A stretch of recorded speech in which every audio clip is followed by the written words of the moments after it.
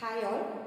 Today we are going to see about temperature effects of concrete in concrete technology.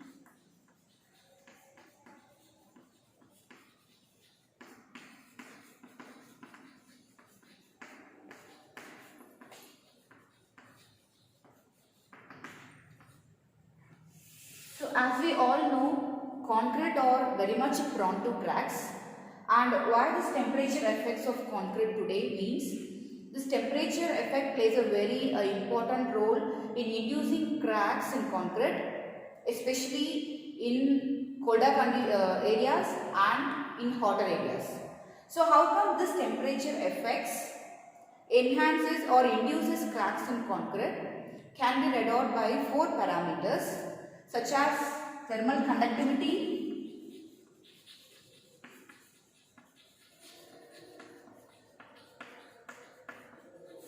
thermal diffusivity,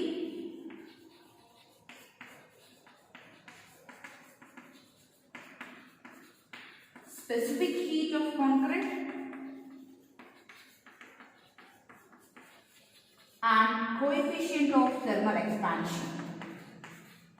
So these are the four parameters, very important parameters we have to consider while placing the concrete in colder region, also in hotter region. So we can see one by one today in today's session. First one is thermal conductivity. So conductivity, when we define the term conductivity, as the name simply implies, it is the conduct of heat.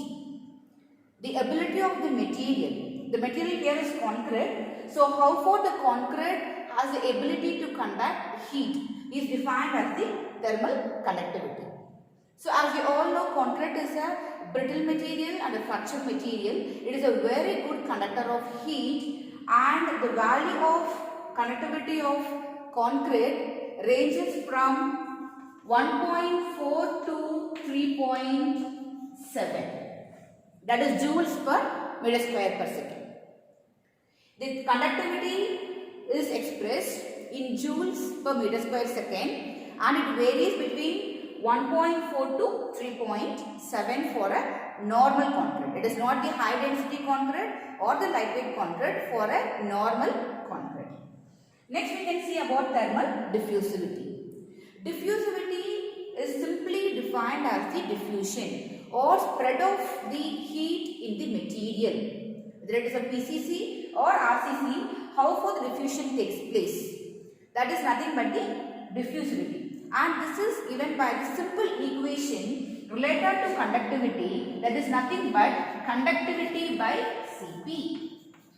The ratio between conductivity to Cp is defined as thermal diffusivity of concrete. Here we have C as the specific heat of concrete and P as the density of concrete.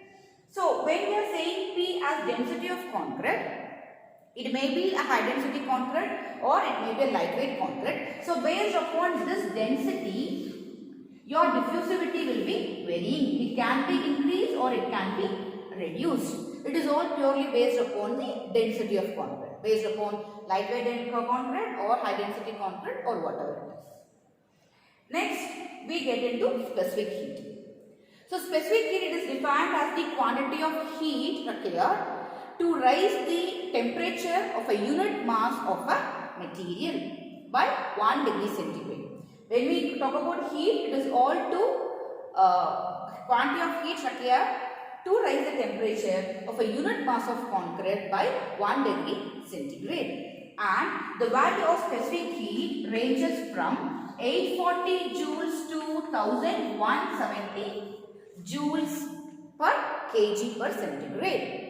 The normal concrete value of specific heat ranges between 840 to 1170 joules per kilogram per centigrade. The last thing, the last parameter to be considered is the coefficient of thermal expansion. So as we all know, expansion is nothing but the change in length, the variation in length. When we call expansion, it is the increase in length. So we define the coefficient of thermal expansion as the change in length per degree change of temperature. And this purely depends upon the thermal expansion of aggregate, thermal expansion of cement phase, or thermal expansion of the mixed proportion what you are getting into.